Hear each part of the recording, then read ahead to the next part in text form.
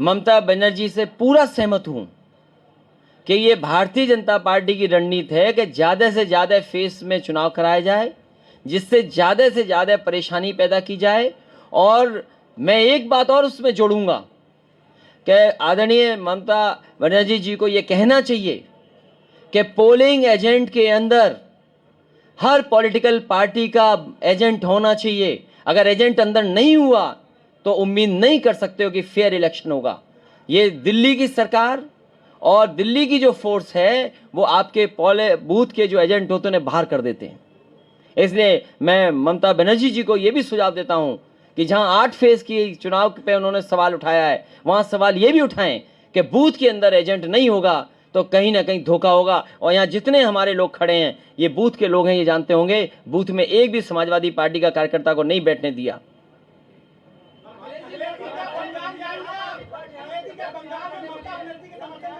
मैं यहीं से जितने भी हमारे समर्थक हैं, शुभचिंतक हैं, जानने वाले, हम सबसे कहेंगे ममता बनर्जी जी का समर्थन करें, उन्हें जिताएं, फिर एक सरकार बनाएं।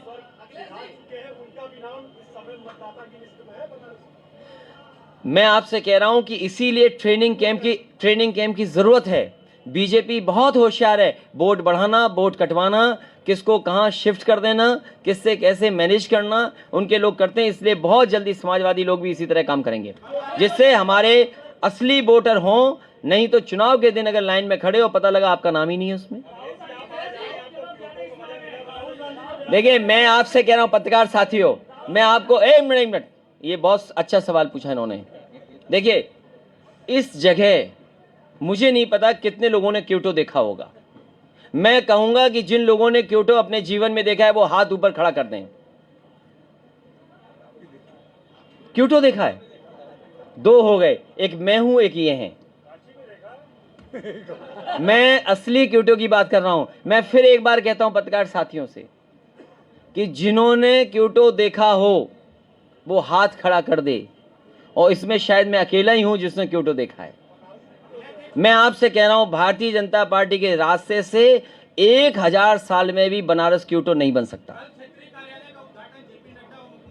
उनसे पूछिएगा, 1000 साल में भी क्योटो नहीं बना सकते बनारस को। वो आप तय करो। मैं कहता हूं ज्यादा से ज्यादा दल आए, किसने रोका है लोकतंत्र में? मैं किसी को नहीं रोक रहा हूं।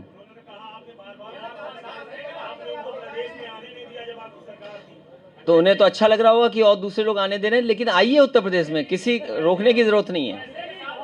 उत्तर प्रदेश का वोटर समझदार है। इस बार वो देख रहा है 100 नंबर गाड़ी जो 112 हो गई। बताओ अच्छी योजना थी कि नहीं थी? एम्बुलेंस चल रही थी कि नहीं चल रही थी? वर्णा कॉरिडोर, आपके फ्लाईओवर्स, आपके 4 लेन 6 लेन, आपका पूर्वांचल एक्सप्रेस समाजवादियों ने दिया। ये जो जो प्रधानमंत्री जी से शिलान्यास कराया गया, पूरी जमीन समाजवादी पार्टी ने ली थी। उसका अलाइनमेंट समाजवादी पार्टी का है। टेक्निकल जितना भी डॉक्यूमेंट्स तैयार करने थे वो समाजवादी सरकार के थे। अरे हमारे मुख्यमंत्री तो जानते नहीं है फ्लाईओवर कहाँ बनना है, कलवर्ट कहाँ बनना है, वे साइड एम्यूनिटीज क्या होती हैं, मीडियन क्या होता है। अरे हमारे मुख्यमंत्री जानते ही नहीं, इसलिए 4 साल से ज़्यादा समय लगा दिया। और दुर्भाग्य इस बात का है कि एक्सप्रेस वे से बनारस को नहीं जोड़ा गया। इससे बड़ा दुर्भाग्य क्या हो सकता है? आपके जोड़ने में कितना टाइम लगेगा? गाजीपुर में जिस हिस्से से जा रहा है, अगर एनएचआई के अलावा एक्सप्रेस वे से जुड़ जाता तो सोचो आप कैसी बात होती। तो आपको भी वही एक्सप्रेस वे पे चलने का मौका मिलता जिस तरीके से आप दिल्ली से लखनऊ चले जाते हो, और 200 की भी स्पीड पता नहीं लगती कहां जा रही है।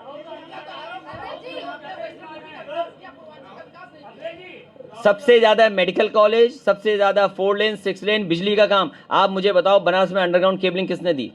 वर्णा किसने दी? किस मोहल्ले में लैपटॉप दिया कि नहीं दिया? गाजीपुर में मेडिकल कॉलेज किसने दिया? गाजीपुर में ताड़ी पार वाली सड़क किसने दी? यहाँ पे जो ब्रिजेस हैं वो किसने दिए? घाट किसने दिए? घाट पे गाना किसने दिया? बिजली 24 घंटे किसने दी? और हमारी मत मानो, अपनी मत कहो, वो जो बुजुर्ग हैं जिन्हें रिटायर कर दिया, अरे जो बुजुर्ग हैं, श्यामदेव चौधरी जी है, सुनिए एक मिनट, अगर हमारी मत मानो, अपनी मत कहो, अरे कम से कम उन बुजुर्ग का कहना मान लेना।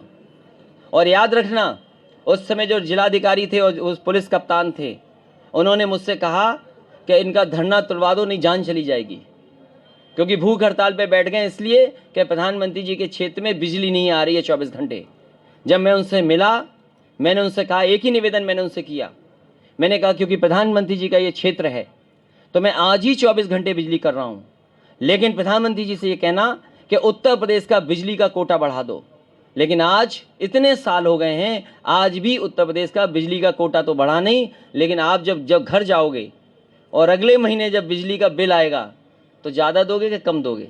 आपकी सरकार आएगी तो फ्री देगी क्या? आपकी सरकार आएगी तो बिजली फ्री रहेगी? हम कुछ नहीं बताएंगे, बीजेपी वाले सुन के कर देंगे।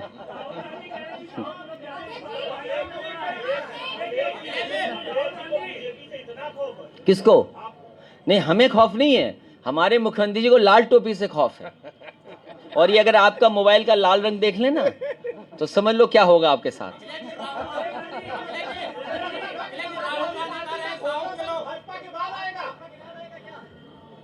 पहले भारतीय जनता पार्टी से कहो कि अपना संकल्प पत्र देखें, उसमें उन्होंने जो वादे किए थे पूरे हो पाए हैं 5 बजट में कि नहीं हो पाए हैं। हम नहीं बताएंगे क्या क्या आएगा, क्योंकि सब नकल भारतीय जनता पार्टी कर लेगी।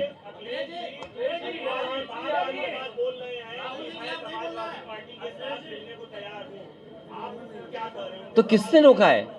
समाजवादी पार्टी ने कहा है कि छोटे दलों के लिए, सबके लिए हमारे पास गुंजाइश है। सभी छोटे दल, उनका दल नहीं है क्या?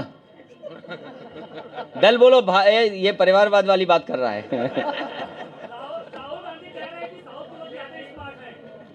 नहीं, ये बात गलत है। बनारस में आए, बनारस से स्मार्ट कोई शहर है क्या? यहाँ की ठंडाई पीने के बाद यहाँ से स्मार्ट ज्यादा कौन हो सकता है? और फिर ये बताओ, अरे वो बात छोड़िए, स्मार्ट कौन क्या नहीं है, वो बात छोड़ दीजिए, वो बात छोड़ दीजिए। अरे वो बात छोड़ दीजिए। देखिए, स्मार्ट की परिभाषा वो जानते होंगे किस रूप में कह रहे हैं वो, हम उस पर नहीं जाना चाहते हैं। आप नहीं, अरे भाई सुन तो लो। उन्होंने शायद ये कहा होगा कि बनारस सिटी स्मार्ट सिटी बनी है कि नहीं बनी है। आपको स्मार्ट सिटी मिली कि नहीं मिली, वो कितने कदम आगे गया। और अगर स्मार्ट आदमी देखना ही है आपको, नीरज पहलवान सामने आ जाओ, यहीं खड़े रहो। इनकी खबर तो आपने भी चलाई है। ये ऐसा स्मार्ट आदमी है कि चीता को मुकाबला कर लिया इसने। चीता का मुकाबला किया, यहीं वहीं रहो बस। तो फोटो खींच गई तुम्हारी। ठीक है, धन्यवाद। ये इसलिए मैं परिचय करा रहा हूं इसके, क्योंकि इन्होंने चीता से लड़ने का काम किया है। अच्छा, शेर की बात इसलिए नहीं कर रहे हैं, मुख्यमंत्री जी ने 2 शेर हमारे ले लिए। अभी सुनने में आया है कि लखनऊ से कोई एक ऑर्डर निकला है। हमारी लाइन सफारी देश की पहली लाइन सफारी है और आपको उस पर कम से कम गर्व होना चाहिए उत्तर प्रदेश के लोगों को कि पूरी दुनिया में, भारत में, वो भी इटावा में, नेताजी से शुरू करके मैंने उसको पूरा किया। फर्स्ट ब्रीडिंग सेंटर है एशियाटिक लायंस का। वो कहानी आपको याद होगी कि कहाँ से शेर आए, कौन सी शेरनी, क्या लकड़भग्गे। वहाँ पर पहला ब्रीडिंग सेंटर बना और शेर पैदा हो रहे हैं। भारतीय जनता पार्टी ने 4 साल से उस लाइन सफारी को शुरू नहीं किया, और इसलिए नहीं शुरू किया क्योंकि वो जानते हैं कि लोग आएंगे और तारीफ समाजवादी पार्टी की होगी। सरकारें दोनों उनकी हैं, सीजेडए को परमिशन देनी है, सेंट्रल जू अथॉरिटी को परमिशन देनी है, वो परमिशन नहीं दे रहे हैं। उत्तर प्रदेश के मुख्यमंत्री जी नहीं चाहते कि लाइन सफारी चालू हो। और देखो, जब शेर चाहिए थे तो वहीं से 2 शेर, एक शेरनी लेके जा रहे हैं अपने चिड़ियाघर में। हमारे मुख्यमंत्री जी को यही फर्क नहीं पता है कि जू क्या है, सफारी क्या है। अगर यही जानते होते तो शेर को क्यों छोटे पिंजड़े में डालोगे? शेर रहता है खुले बड़े इलाके में, तो वो इलाका है हमारा चंबल का, यमुना का, वही जो जहां पर आज लाइन सफारी है।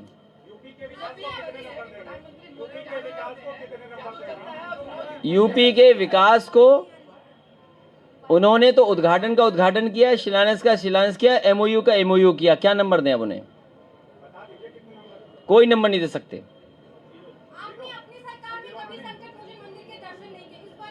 मैं सरकार से पहले भी गया था, संकट मोचन के पुजारी, और जब हमारा परिचय नहीं था, MP था मैं, तब गया हूँ मैं संकट मोचन में।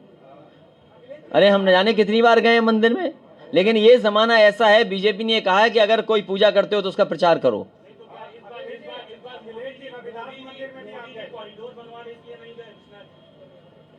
वो शुरुआत तो मैंने की है, इस बात की आपको खुशी होनी चाहिए, और हमें खुशी है इस बात की कि जिस कॉरिडोर पे काम भारतीय जनता पार्टी कर रही है और तमाम बड़ी बड़ी बातें कर रही हैं, उसकी शुरुआत समाजवादी सरकार की है। कैबिनेट का डिसीजन हमारा है, और उसके साथ साथ जिस रूप में आज बन रहा था उस रूप में नहीं था, इससे भी सुंदर रूप था। लेकिन रूप अगर बिगाड़ना है, काम अगर बिगाड़ना है, नाम अपने ठप्पा लगवाना है, तो वो भारतीय जनता पार्टी से सीखे। और मैं आपसे कहूँगा और आपसे भी कहूँगा कि आप वो डॉक्यूमेंट्स निकालिए कि आखिरकार कॉरिडोर की शुरुआत किसने की है। आप 2 तस्वीरें निकाल लीजिए मुख्यमंत्री जी को और हमारी लाल टोपी वाले देखे, कौन डर जाएगा ये देख लोगे तस्वीरें देख करके। महिलाएं असुरक्षित हैं, महिलाओं के साथ जितना बुरा हो सकता है इस उत्तर प्रदेश में हो रहा है।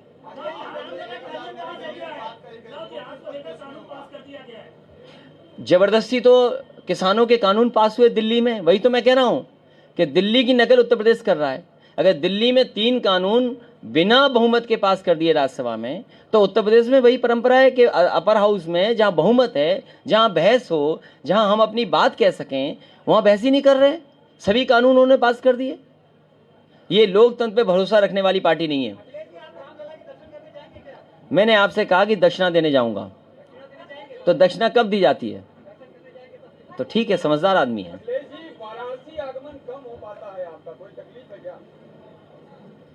अगली बार इनको लेके चलना और हमारे संग ठंडाई पियेंगे ये।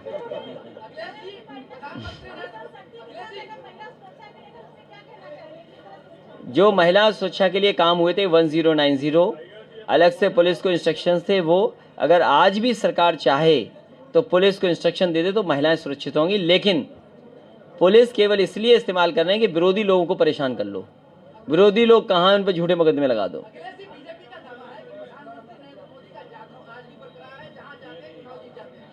हाँ, जादू तो चल रहा है, लेकिन जादू खत्म हो जाएगा 22 तक, और अभी बंगाल में भी खत्म होगा।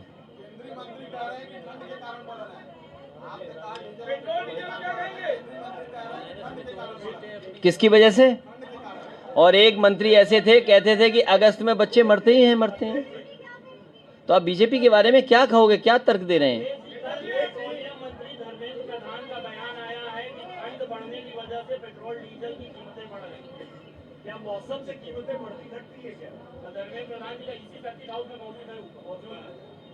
अब उन्हें गर्मी लग रही होगी, AC बंद कर लें, गर्मी लगेगी, रेट अपने आप डाउन हो जाएगा।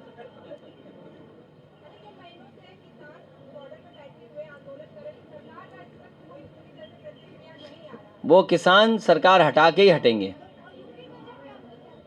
यूपी बजट किसी लायक नहीं है।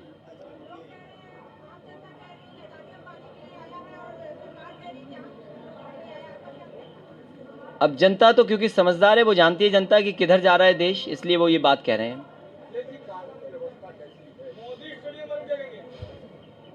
जो खेलते नहीं खेल, उनके नाम पे स्टेडियम है, और हम लोग स्टेडियम बनाते हैं खेलने के लिए।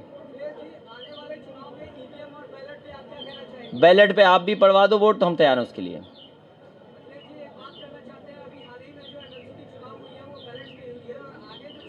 इसीलिए मैंने उस दिन भी कहा था कि बैलेट ने EVM हरा दी।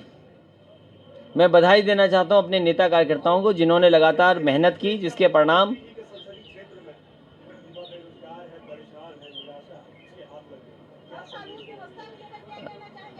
मैं आपके माध्यम से और हमारे जितने भी समाजवादी साथी हैं, मैं इतना ही कहना चाहता हूं कि अगर भारतीय जनता पार्टी रहेगी तो काम, रोजगार, नौकरी किसी के हाथ में नहीं आएगी।